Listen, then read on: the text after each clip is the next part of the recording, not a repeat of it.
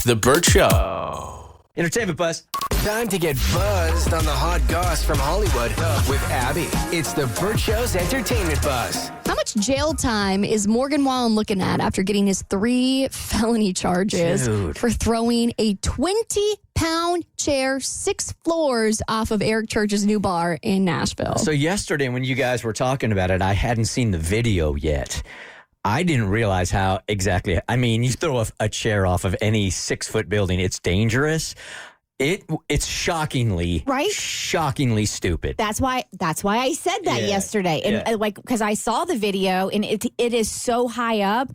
If that hit somebody in the right, if the timing would have happened, and God forbid that chair would have hit somebody, it would have killed them. And what was his reason for doing this? It was just like a part of his show? He was drunk. Yeah, drunk. Drunk, having a good time, quote unquote. Yeah, he wasn't performing. He was just up there hanging out, Yeah, right? he was just vibing. Yeah. The bar is brand new, so it's just open. So I'm sure he was up there with like a private party celebrating this very cool looking new bar, and then just decided to throw this chair off of the roof. Somebody actually calculated at what speed it would be flying down to the ground after being thrown off 65 feet in the air.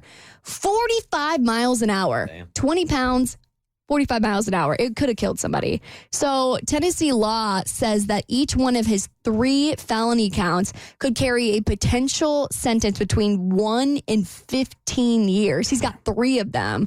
So a lot of people are saying, well, he's probably going to get the superstar treatment and get a slap on the wrist, but he's facing some very, very real jail time. But sometimes the superstar treatment, they make an example of you and can work and go in the complete opposite direction. Yeah. And I mean, in a city like Nashville, it wouldn't surprise me that they would want to try and set an example for other country stars. But you may get a certain judge that really wants to see Morgan this summer and doesn't want to let his kids down. So we'll see what happens here. But now the Chiefs bar that just opened up has a sign up front that says, our pigs fly, but our chairs don't. There you go. All right. Do the ends justify the means? That's a question you might ask yourself after hearing why Bethany Frankel is allowing her 13-year-old to break the law in the name of safety. So Bethany and her daughter live in New York City, and Bethany says that she's been instilling the fear of God into her daughter about the city's crime rate and is allowing her to carry pepper spray, even though it's illegal for minors to carry pepper spray in New York. She said on a podcast, quote, something has changed in the city. She said, I was talking today to my publicist, and her friend knew someone who was held at gunpoint at Dunkin' Donuts.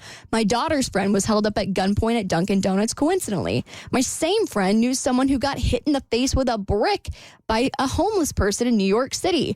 I just think of my daughter walking up and down the aisles of CVS and thinking life is normal, and it freaks me out. So what do? I scare my kid. I freak her out. I'm choosing fear. I want to instill fear in her because my alternative is pain and death and crying. That's what we're dealing with. How old's the daughter again? 13. 13. I would give her pepper spray too. Yeah, because at what point, if something really does happen and she has to use the pepper spray, what cop is going to be like, oh, well, it's illegal? Yeah. You're going to put the safety of the child, if she's using the pepper spray correctly, first. Yeah, I mean, if you know your kid, there are some kids at 13 that you can't trust with pepper spray because they would take it to school, they would show it off, they would spray it in the hallway, then they'd have to evacuate the school. They'd be a thing. Any 13-year-old boy would do that. Okay. Quite possibly. But Bethany Frankel's daughter, who if she's walking, streets of New York City, absolutely, I would 100% give my daughter pepper spray. Yeah, especially after seeing all those TikToks of all those girls getting punched in the face. I love New York, and I wanted to go back this summer. I'm like, maybe next year. Yeah, you got a new nose. I know. You can't afford that right now. I got to protect this thing. Got to let it set a little longer. Dude, you should get like one of those masks that basketball players wear after they break their nose. Oh, the Horace Grant mask. Yes. Yeah. And if you go to New York City, that's how you should walk the streets of New York City. In New York, I can just say, it's fashion. It's fashion. Mm-hmm. All right, Beyonce's daughter, Rumi Carter, is now the youngest charting female artist on the Billboard Hot 100. She's now taken the title from her other daughter, Blue Ivy. This is for a song called Protector on Cowboy Carter. It debuted at number 42 on the charts when Blue Ivy was charting. It was for a song called Brown Skin Girl.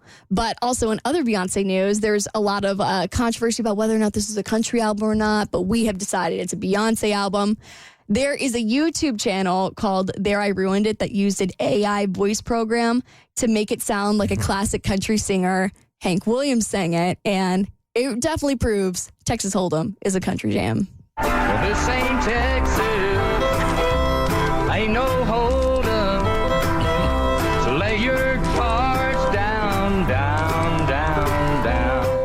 And that settles it. Beyonce's officially country now. Sounds country. All right, Rihanna is causing some controversy with her Naughty Nun photo shoot for Interview Magazine. I'll fill you in on your next eBuzz on The Bert Show.